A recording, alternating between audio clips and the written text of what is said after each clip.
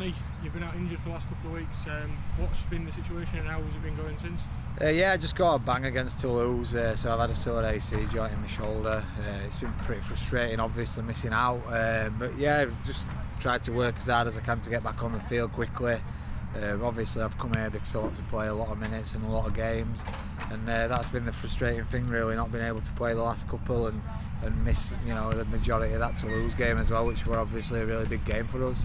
You've missed a couple of games, like you say. Are you back in full training now, ready to go this weekend? Yeah, I've had a full week now, so it's feeling good.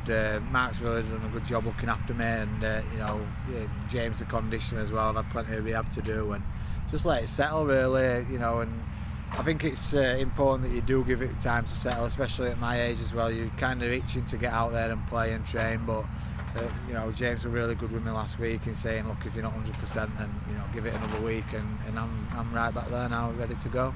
And as a player, obviously a couple of defeats while you've been out. How frustrating is it not being able to get on the pitch and help the team in those tricky matches? Yeah, I mean, it's always frustrating when you can't play. I think ultimately, as a player in a sports team, that's all you want to do. You want to play, and it's been a long pre-season. We've done a lot of hard work, and to not be able to play at the end of that it is frustrating and sometimes really hard to deal with. But at the same time, it's just a 2-week injury that I've had. There's people in far worse positions than me, so it's just important that when I come back into the team, I do a good job for the team and hopefully help us on the way to our next victory.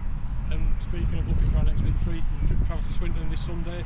What sort of test are you expecting from them?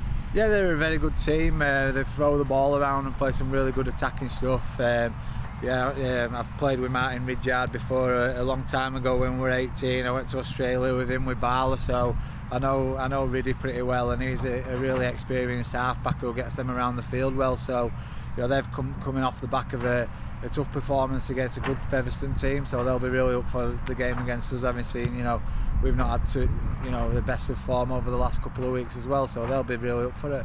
And what do you think that the team need to improve on from the game against Sheffield, from what you saw of it, to get the win on Sunday? I think we've just got to fix up, little things really, and individual things. I think Sheffield played really well against us, but we've worked really hard in pre-season at the start of the year to sort of let games slip like we have done over the last couple of weeks. We've gone into both of those games with a great deal of confidence.